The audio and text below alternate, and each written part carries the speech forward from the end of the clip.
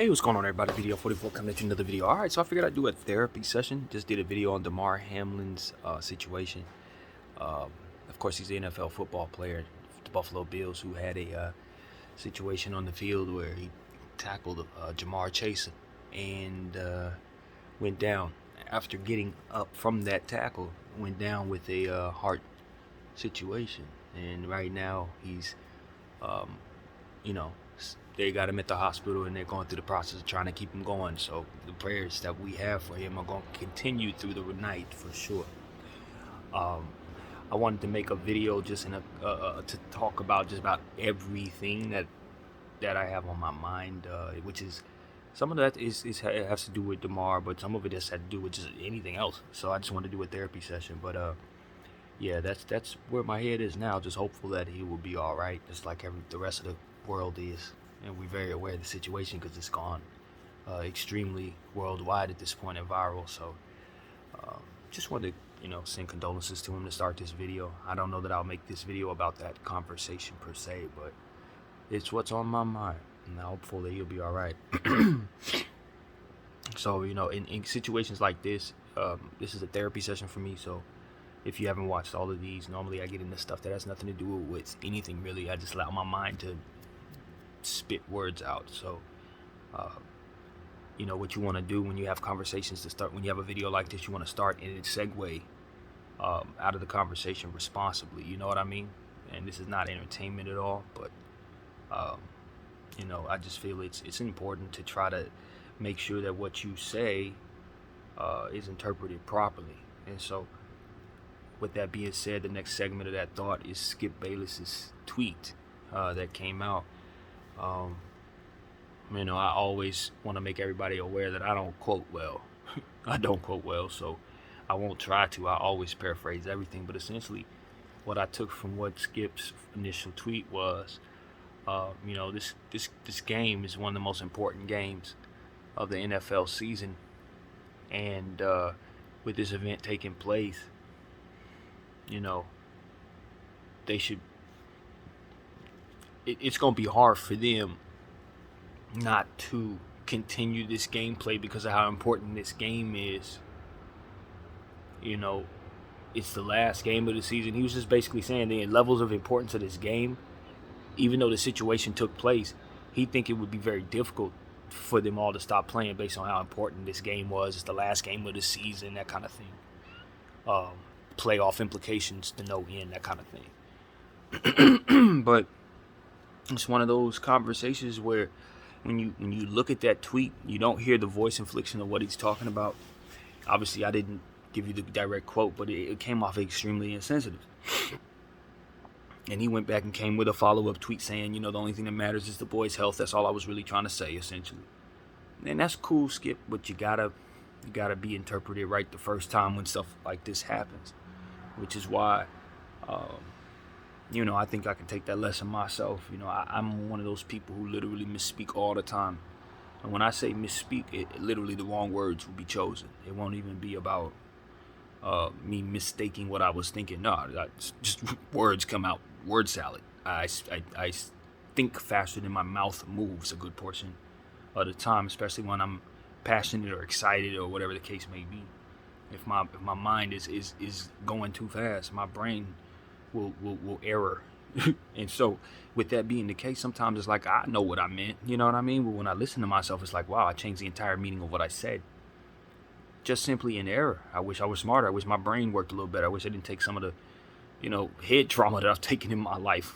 I've had two pretty bad ones, but it's like they started smoking weed and had a bad drug situation take place when I was 12. So these type of things really have effects on your brain for real, you know what I mean? And so as I listen to myself every time and I make these videos and I hear myself misspeak, I realize I'm like, yo, for all intent and purposes, someone can mistake what you said, and you might have some animosity coming your way because of what you said when you really honestly didn't mean that at all. It meant something absolutely different. And if that person were able to hear you say it or have a conversation with you, if you could articulate yourself properly, they'll know exactly what you did wrong there.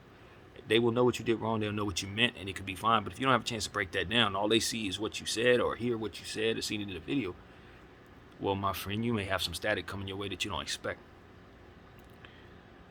I said all that to say, I don't know that we can have this conversation without providing the balance to say, yes, we need to be careful about what it is that we say, but we also need to be careful not to jump on other people about maybe what it is that they didn't mean when they misspeak.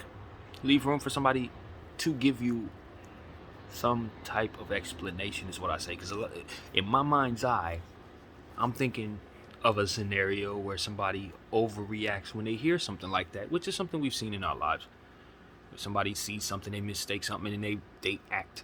They are proactive in retaliating about what it is they heard when they were wrong in what they heard. So the balance is to try to be careful, not to misspeak if possible. Be willing to provide qualifiers in the event that you misspeak if it's appropriate to do so. A lot of people's ego won't let them do it, which I think ultimately causes a lot of issues, and also just to allow for that. Allow for people to have been mistaken. Don't lash out when you hear something crazy necessarily at somebody just because there's a possibility that maybe they might have just simply said the wrong word and didn't actually mean the word that came out of their mouth for whatever way that may have happened. And then sometimes people just understand that they've offended somebody and realize that the wrongness of what their opinion is not appropriate. And I don't know what to do with that, but it's something I understand. So it's just something I thought would be appropriate to throw in here, because Skip Bayless, more or less, what his tweet provided us was something that could be seen as callous and cold and inappropriate. But if his follow-up tweet was his truth, and he misspoke or just articulated himself in a way that didn't represent his heart, then the backlash that he's about to get may not necessarily be due. Which is why I say we have to read energy properly and interpret energy properly and allow people to, or rather revert that thought, not allow anybody to get in between us and define those things wrong or coerce us into misinterpreting energy. Or not asking the question of, did you mean what you said? But more so kind of instigating us to lash. And so these things are parallel to me, and I think that we can find these lessons all in all walks of life, and then take those lessons and see where they apply to things that are much more important or even less important accordingly.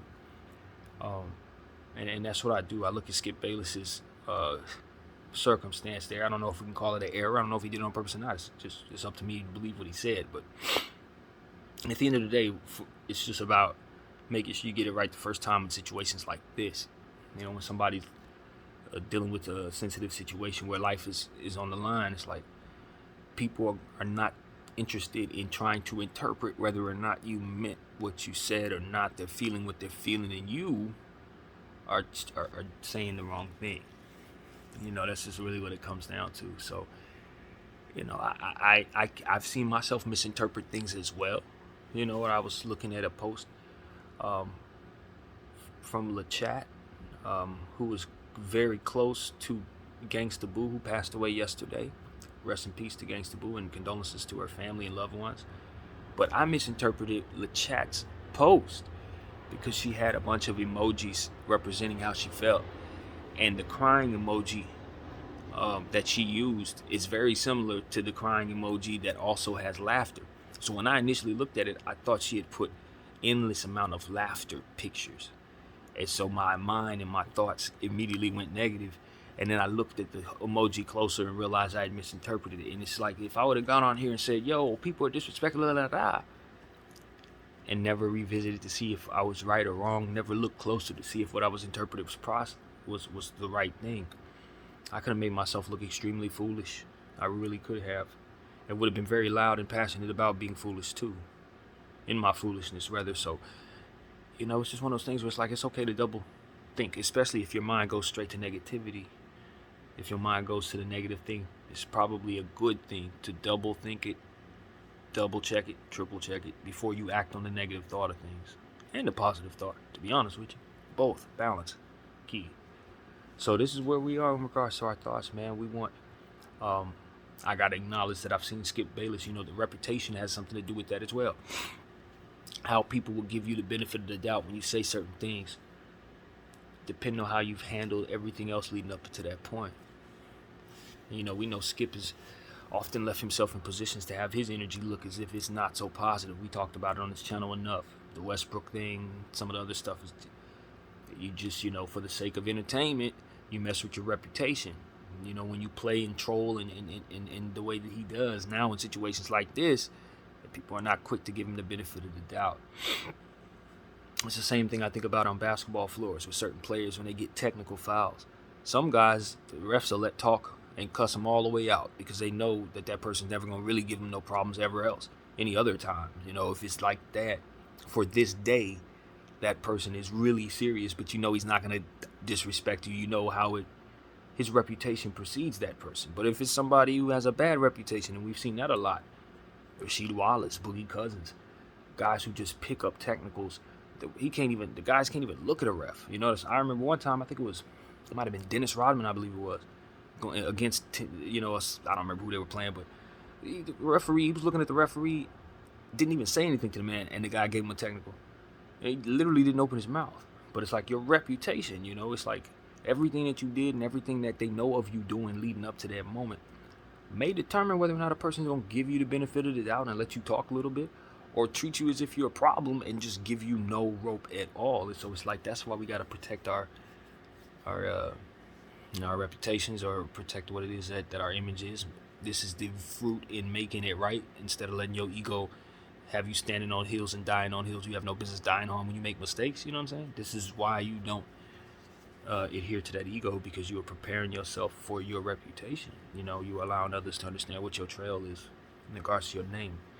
These are things I understand, and I try to speak of, and then if some possible way, if I'm able to, incorporate into my life as well, although I fall short. At the end of the day, I think falling short allows me to be able to be qualified to say certain things. It's the failure that can be the greatest teacher, But nevertheless, what I've learned today, in regards to what I've seen here, is to just continue on the path of triple checking negative thoughts and positive energy and everything, making sure that you're reading and interpreting things right, and not overreact to whatever it is that you're seeing, no matter what it is, especially if it's in this phone. Because 9 out of 10 times in this phone, it's filtered. It's either filtered, or it's going to be run through a middleman before it gets to you, however that goes. So it's just something to think about. Yeah, that's where my head is. I don't know where else to say. I honestly don't. It's a lot that I had on my mind. I know Donovan Mitchell, basketball player, scored 71 points tonight. I think that's pretty phenomenal. I haven't had a chance to jump into that at all, because of everything that's happened with DeMar Hamlin. So it's like I want to get into that, check that out, and give you guys all kinds of commentary on that, but I just don't know. I don't know when that is going to start to happen, because my head is still elsewhere. But that's what it is, man. I had a good day. I just went to sleep after the Laker game and stuff like that, and woke up and all this had happened, like literally that. I thought it was probably like 1:30 in the morning. It was only 11. And it's like, the world was doing a whole lot of moving while I was knocked out. So to wake up and to see all that happen, it's like, oh man, I probably should have stayed up and just kept my phone on and checked out what was happening in the world. But the NFL makes it so difficult to watch NFL football these days. It's not like I can watch it. So that's why I don't. But it is what it is, man. So yeah, man, I'm having a good start to the year. For me, I'm checking myself to make sure that I'm staying motivated in what it is that I was doing all up until this time. I look at myself and say, the only way I was able to get the results that I have in the various things that I was doing is keeping it up and being consistent and thinking about doing it at all times. And so it's, for me to start the year, I'm just trying to make sure that I'm not taking any steps backwards. I felt like I've been sleeping a little more today, but I've been working out the whole time, doing everything that I've been doing consistently. But it's just one of those things where it's like, am I reverting? Did I do enough? I did eight squat sets yesterday. Do I have to keep doing 8 squat sets every day to keep up, or am I reverting in and of itself? It's one of those things where it's like I'm psyching myself out, because I've always been a person who eventually reverts back to old habits of lazing around and not being active with my workouts, But it's like, that's not literally who I am anymore. I got up and did my squat regimen earlier today. You know what I mean? I felt as if I didn't do it, except for literally I did it. It's one of those type of things where it's like, And listen to people talk about how people don't keep up with their workout habits, or don't keep their fitness going and all that. And to start the year, everybody starts with a gym membership but doesn't keep it going and all of this.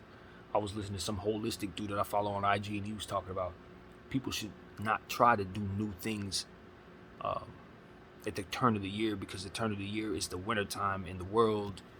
The way it works with our seasons, this is hibernation time, this is reflection time, and you should actually start new things in the springtime, because that's when the world is springing forward. That's when the life is cycling anew, and you should follow that instead of following the calendar that we're given. And it's one of those things where it's like, I think about that kind of stuff a little bit, I guess.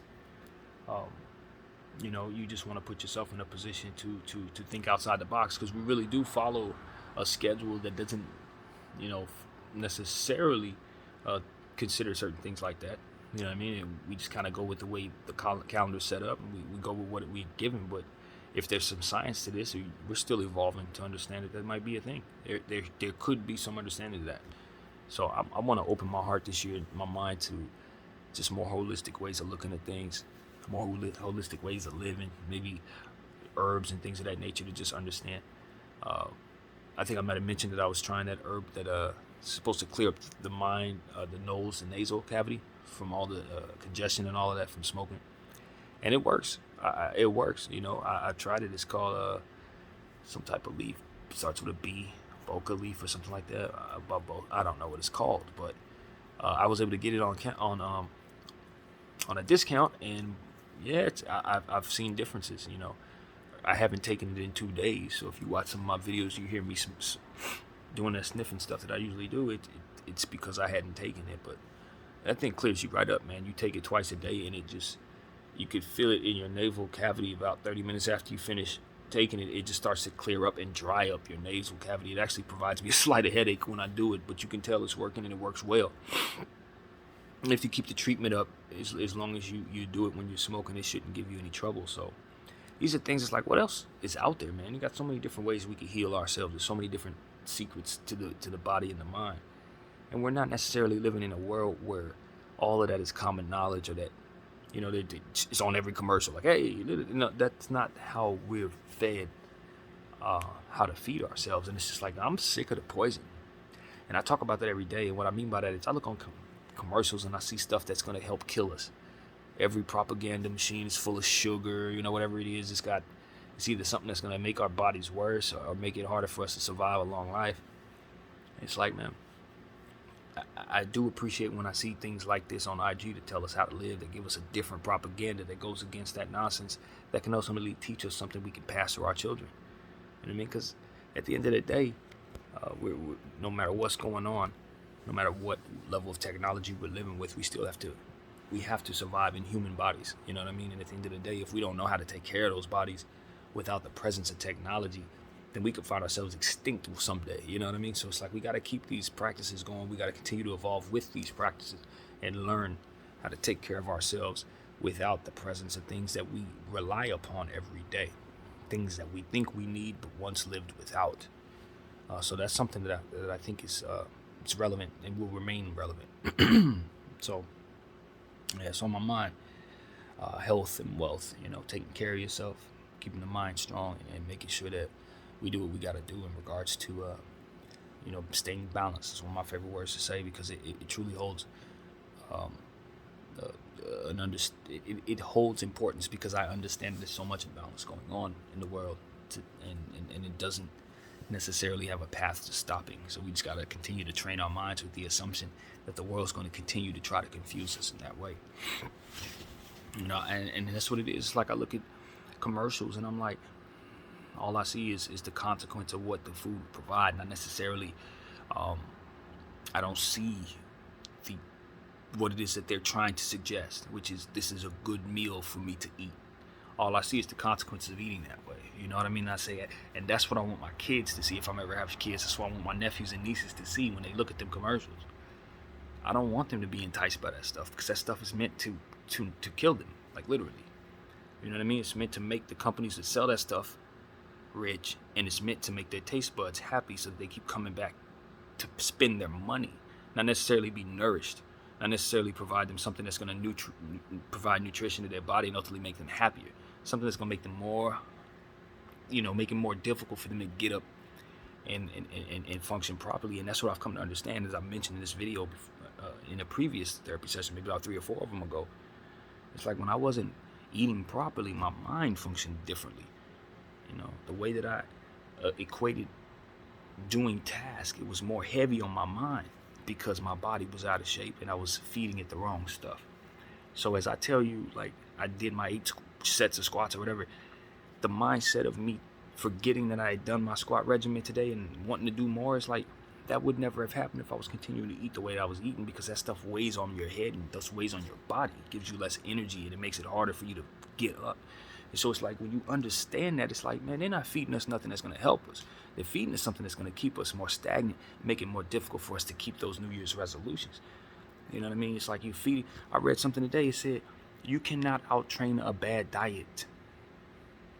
You can work out all you want and you're not gonna win that race. And that's what was going on with me back in the day when I was in my 20s. I was eating bad, but I was working out hard, jogging hard, eating bad. Grease, sugar, run. Grease, sugar, work. I remember we went to the gym one time with my buddy. We worked out hard as we could and then went to In-N-Out and ate burgers, bro. I'm like, what? When I look back on that, I'm like, yo. And I wonder why my stomach never actually got into shape. Or I could never seem to get my V muscle. Or I could never seem to, get the definition I was looking for. It was the diet, bro. It was the diet. As soon as I was forced to stop eating like that and kept working out, man, them results start coming so fast. It was always the diet. And then I look at on these commercials and I see succulent burger, bacon, no lettuce nowhere to be found. Barely one little slice of tomato and just hunks of meat. And all I see is what it does to my heart. That's all I see. What it does to my heart, yo. I don't think many things hold a lot of value in regards to certain things that you see online. But like my mind often do, I'll correlate things just weirdly enough and provide you content. So here it is. I saw something online today.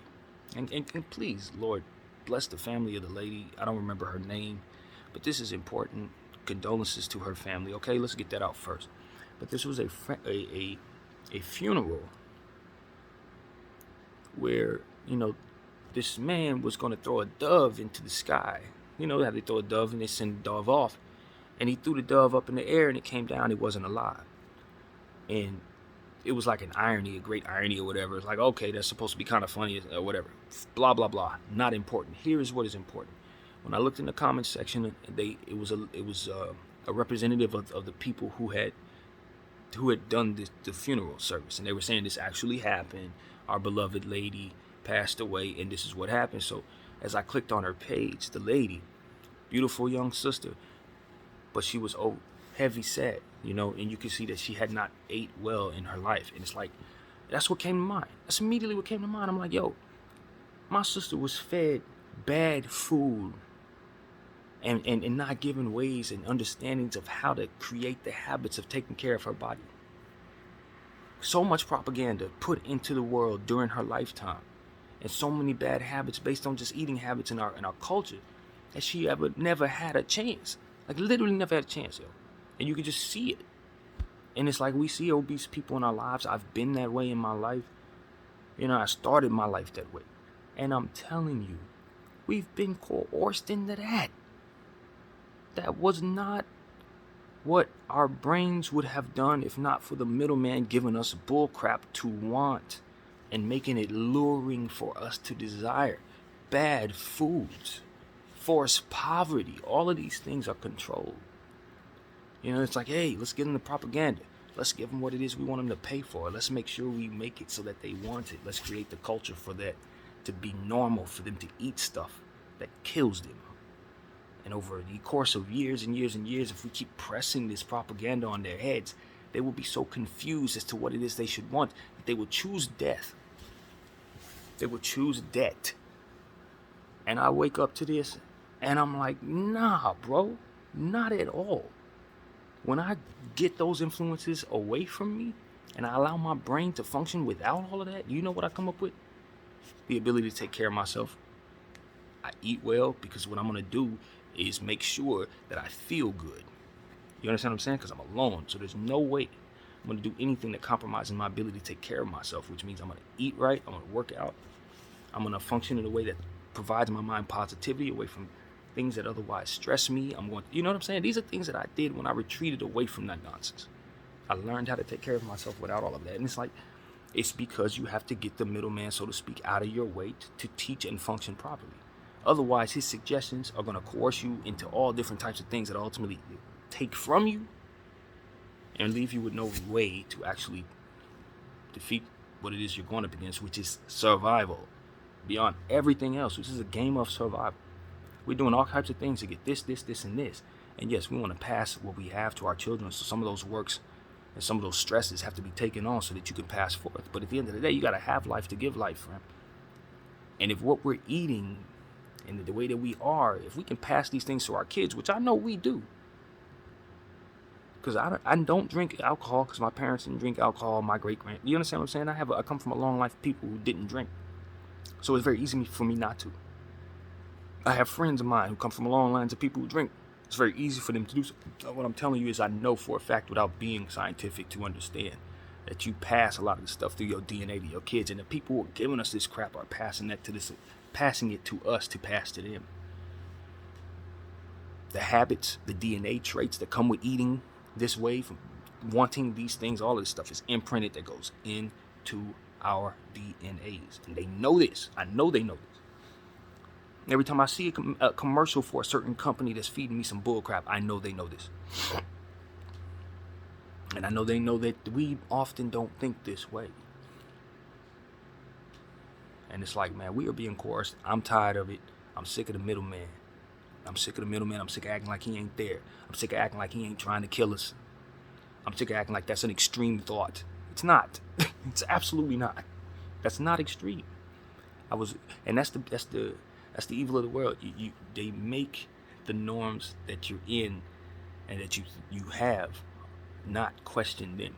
It's like extreme to question them. It's like, no, that's not what your mind is supposed to do. You're crazy because you are putting yourself in a position to look at this way. It's like, no, I'm not crazy. You've created an environment as to which it would be crazy. It's not crazy. You know, it's another thing I was thinking about in regards to myself. It's like, as it pertains to my perception of myself and the way that I am, and how independent I am to what it is that everybody else is doing despite being here. And the reason why I think that I am this way is because it didn't really matter what time I was put on this earth. I was always going to be this way. You know, it's a lot of times, it's like, you look at certain people who imprint in time, and it's like, they didn't go with the times they were in. But if you would have taken them out of those times and placed them anywhere, they would have been different any time they were in. Do you understand what I'm saying? They would have been weird no matter what time they were in. I think I'm one of those. It didn't matter what era I was raised in. I was going to challenge the norms of the time, because that's just what my brain would have done. And then I think about, like, what happens to people like me, like literally in the past, in the history. It doesn't go well for folks like that. They murder people like me. They do horrible things to people like me to make examples to people like me not to be like people like me. And it's like, because I know I'm like this, and I know that the world is like that, and I'm afforded to be able to say certain things without having those persecution, I feel even more obligated to be more bold to speak a certain way, and more responsible for what it is that comes out of my mouth when I misspeak, or feel more responsible for what comes out of my mouth when my energy isn't right. Because I know I'm one of those people that would have, it didn't matter what year I was in, whatever y'all thought was the norm, I would have looked at it and filtered it through my own skull and spirit, no matter what it is. And I would have been talking to myself in those eras. I would have been giving myself whatever it is I do in this lifetime. I would have been the same way any other time in the world. And I don't know that everybody that assimilates to the times that they're in can do that. I don't know that. I think a lot of people would just assimilate to whatever the norms would be other day, no matter what. You know, if we maim people at dawn, that's what we do. Like that kind of thing. A lot of people they don't know how not to assimilate to whatever the middleman is giving them. And I just think that the Lord creates people like me to help us with that. Like literally help us with like, oh, you got to undo some of those things. Whatever it is that you consider sane, question it. Question that. You know what I mean? The levels of sanity and the parameters from which your sanity is supposed to be is an agreement. There is no actual print for that. A baby's going to come out and take on whatever it is that the world around them provides, or they're going to be like this and question it. It's one or the other. It's one or the other, and I think it can be both at times too. So I think it's okay to teach each other to look at things a certain way. It's okay to teach one another to work these things into our regular imprint. For every McDonald's commercial I've seen, I want a video like this. You understand what I'm saying? It's the world I want to be in. We got to balance it out. We have to, because if we don't, they're going to pass our kids the same crap we were passed, and we will not evolve.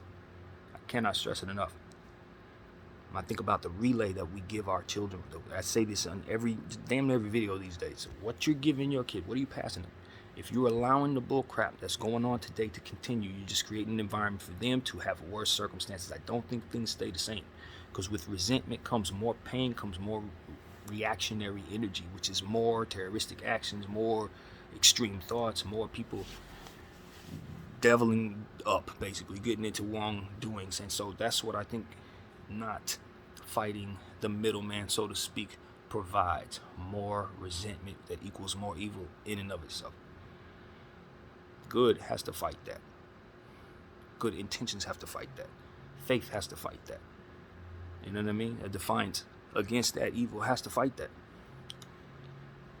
And if I look at us coming into this new year and all these different things that are happening to start the year, and I just understand, you know, I come from a world where Christianity was the going religion, and I speak of religion a lot of times with respect to all the religions and all the different things. But for me, it's like I'm a Christian guy, and so it's like we are in a religion, and we believe that we're waiting on something that we've seen all of our ancestors never see happen. That's the issue, and it's a frustrating thing, man. I'm putting that in the video because it's parallel for something else that's going on in my life. And I think that's one of the reasons why I'm able to stay within what it is that I'm doing, because the religious aspects of it is like one of those parallels that I can see clearly. In Christianity, every generation we're waiting for Christ to come back. Every one of us, and we all believe he's coming, but we don't necessarily know. Every generation is open-minded to him coming back in their lifetime, but none of them have ever seen him come back. And this is what MOAS is to me as well. The parallel is this. I'm sitting here waiting on this AMC squeeze, and every day it ain't happening. Even though we know the fundamentals are right, even though we believe in Jesus, every day he ain't came. But the spirit of the religion I'm in is to keep believing. Yes, you go in your grave without him ever coming back, but you never not believed. And you never not let your sons believe, and they all passed the Holy Spirit, and he never came back. And it's like that conundrum, it makes you sit in a space where you're like, why does God create these conundrums for this life of mine? I guess I gotta personalize it, because nobody else is in both, you know, that I know of, that I speak of. It's like religious Christianity versus this AMC thing that I've dedicated my life to. I don't know anybody else that's in it like that. But it's like, for me, it's like, why do we have these conundrums? Why must I sit here and wait for something that never comes? You know what I mean? And why is that the thing? You know, it's like you're sitting there, you listen to the story of the people walking around in circles for 40 days, 40 nights, whatever it was, however long. And you're on night 13, and you're sitting there like, when is this going to end, yo? It's night 27, like, bro, I'm still going through this. That's exactly what my life feels like right now. That's essentially the experience that this person you're hearing speak is going through. I'm in a parallel where I'm waiting for Christ to come back. I'm waiting for MOAS, and neither's happening. You know what I mean? It's like I'm put in a position, nestled in a position to always be patient, to never expect but to always believe. And it's like that conundrum, I don't know if it's making me stronger or making me more frustrated. I don't know. I don't know if I'm supposed to still sit here and believe in either of those two things really, or give up.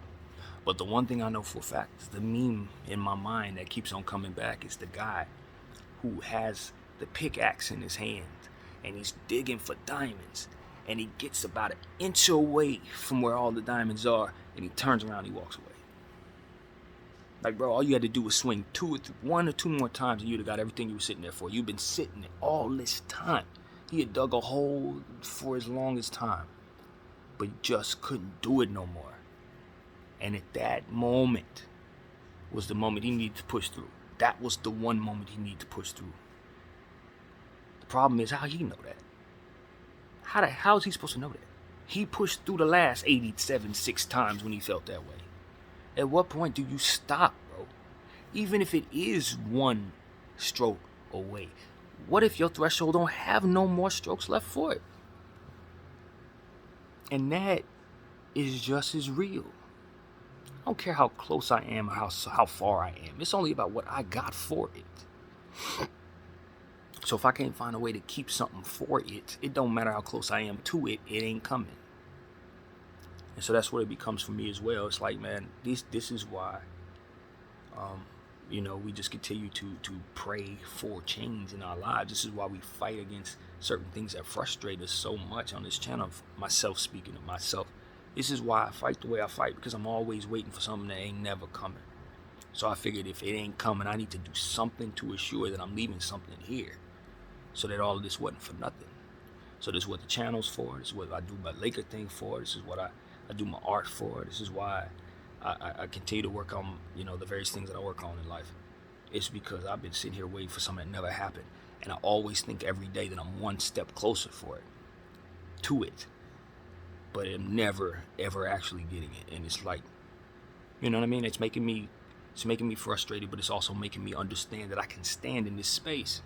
It's a mental space to be in where things ain't happening. You're supposed to be frustrated and you're just sitting there waiting. You understand. And the more you stay in that space, the more resistant you become to what it is that others can't stand, because a lot of them are going to turn around and go the other way. A lot of them only going to be able to push through about 27 times when they need to push through 90. You understand what I'm saying? So as I sit here going on year 3 of this, and everything is looking as bad as it's ever looked. Ever. In my entire adult life, I'm in one of the worst spots I've ever been in. And I can honestly tell you that I'm just sitting here swinging away with this damn pickaxe. And the more I sit in this space, the more privilege I feel to understand that many can't.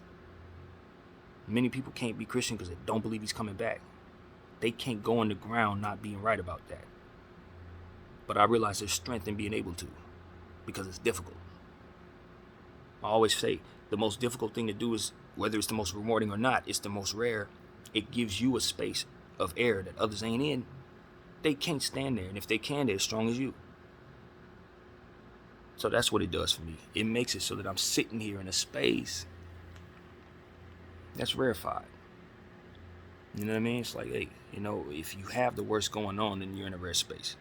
Give yourself a imaginary trophy, because you're doing something most can't. If you're dealing with that, whatever it is, you know what it is. That should be, that in and of itself is a trophy, is it not? And that's how you have to psych yourself out. You gotta give yourself your flowers for your sufferings. You gotta make them count. And that's what I've tried to do. I make it count, man. I spent 37 years doing it the wrong way. Bad things happen, I want to do bad things. And it begets more bad things. I do my bad things. Okay, more bad comes back. And it's like, at some point in time, you gotta realize you're relaying this. You're throwing the boomerang and it comes back to you. You're throwing it, it's coming back to you. When you gonna stop throwing it? At some point in time, you gotta put the boomerang down. Stop throwing the damn thing. You know what I'm saying? Because that's what it's about for me. It's like, I want to stop certain things. I want to talk about these various middlemen, different things, food, whatever. I want to get all of this stuff out, because at the end of the day, this relay, it needs to stop being handed to these kids in this way. If we're going to hand them something, let it be something that can get them to a higher space of evolution, so that they can be happy grandparents, not worried about their grandkids because of the environments created by the middlemen, et cetera, et cetera, et cetera. They talk about all these things all the time, but they're so important to me. They're so important to me because they're so clear to me and so foggy to so many. That's why I speak the way I do. It's foggy to the world. They can't see it. They really are confused. It scares me how confused people are right now. They really don't know exploitation. They literally can't see that middleman saying, yo, I'm molding the world around you. You need to react to that because I'm proud of myself for molding this world. Like, that's the energy that I'm getting from the middleman. Proud of himself for being able to continue to keep us in this space of confusion. You know what I mean? And then I look over and I just see, just like as I segue and my mind goes into a different space, I realize a lot of the stuff that's been going on is spiritual, as we've been talking about, and I'm looking at, one of the subjects that has had a lot of pressure placed against him for being an independent thinker. Do you see what I'm saying? This is how this segues. I'm watching how Kyrie Irving is playing basketball right now after going through the persecution, so to speak, and I'll label it that. That he went through with his team in that whole situation, and I realized he's on an 11 game, or is it 12 game winning streak now? It might be 12. He just had a dunk yesterday. He doesn't even get off the floor like that. He's dunking on people now. It's like, for me, watching him succeed like that is a victory for what it is that we're talking about, because the persecution and the middleman really attacked the hell out of him for trying to wake people like myself up to the possibility of things being a little different for us. Even if what he gave us wasn't palatable for all, it put something in my mind and in my heart that can provide something good and I think can be helpful. You know what I mean? It's like, okay, if I know myself to have certain information, I can share that information with others. Hey, look at the comparative data. We might be able to help ourselves, such stuff. It's like all of this really helped me, but he had to take on hell for it. Why would he take on hell for doing that? For just posting something like, we don't know what the point of what I'm trying to say is. I read the energy properly. He should not have been treated that way. They put him through hell, put him in a rarefied air where he had to sit there in a humble space. They thought it was going to break him. It didn't. He came back out there and played better basketball than he ever did before. This is what I'm telling you. That rarefied air, that space they tried to break him with, it made him stronger. It made him stronger. You know what I mean? Whatever the hell Josiah just did, it was the right button press, because now his team's winning. And so it's like, not to give Josiah credit, but it's just a point. I mean, whatever is meant for good can't be used for evil. You know what I mean? If your intention is read properly and you know who you are and you're doing things correctly, it doesn't matter what the world is doing. You're going to see the results you're supposed to see because God is real. That's the point I'm trying to make. Not to say that Kyrie may go out and win a championship or go off and be MVP or whatever. I'm not saying that. What I'm saying is, if he was working in the wrong energy and if everything he was on was wrong, I don't think the success that we'd be seeing would be coming the way that it is. If Josiah and those guys who were condemning him for being whatever they say he was, if all of that was the case, I don't believe that the favor that we're seeing him receive would be taking place right now, because he would be repaid for that energy. Now, I could be wrong. We've seen people succeed when they were doing wrong. This is, we wouldn't be like that. But I'm thinking, and I'm looking at the timing and the example of it, and I'm saying, that's not happenstance. We all watched what he went through. And he came back and he's balling like that. Yeah, okay. It's something to see. That's all I'm saying. It's something to see there. If we're not paying attention, they tried to tell us his energy was bad. They tried to tell us he was a bad guy. He, through his mouth, said that wasn't his intention. And if you read his words, you would understand, or if you saw what it is he was saying, you would understand that, he understood that he offended some people, but he wasn't looking to do so. You understand what I'm saying? There's a difference. And so the way they were treating him is if he meant to do so.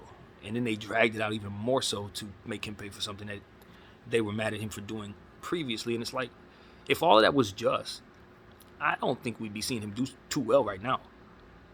I don't think we'd be seeing him do too well. I just don't. My mind goes back to the Jonathan Isaac situation when he refused to kneel. He said, I believe in Jesus Christ and I'm not kneeling for anything other than Christ. And I'm like, brother, Jesus is not telling you not to kneel for the betterment of your people who are dying out there. You have black people out there who are dying. This represents them being, not cared for in whatever shapes and ways they aren't. This is a just thing. This is something that Christ would be fine with you doing. This is something that if you believed in the Christ I believe in, he would want you to stand up for something, or kneel in this case for what it is that matters. So what happened? The brother said, in the name of Christ, I'm not kneeling for my people, and the Lord put him on his knee. Boy ain't played since because of that knee injury. He has not played since. It's been 2 years, and we ain't seen him on the basketball field. Now, that wasn't appropriate to say back then because it was just so sensitive, it was so wrong, but I knew what I was looking at. I knew what I was looking at because I heard it in my head, clear as day. Like, Jesus wasn't happy with that. The Jesus I'm waiting for that never came back, he ain't happy with that. Do you understand what I'm saying to you? He's real. That was something that he felt was wrong, in my opinion, as I speak out of turn. But he felt that was wrong because at the end of the day, you're doing it in Jesus' name? You're not standing for people that look like you in Jesus' name? Are you sure, brother? Are you sure? Okay. Play with his name if you want. And that's the point. Kyrie Irving didn't. Kyrie Irving meant well, and they treated him like he didn't, and now we've seen him ball out. No knee injury. Ball out. His energy's right, man. He meant well. And the universe is being kind to him. That's what I see there. BDF 44. I thank you all for watching.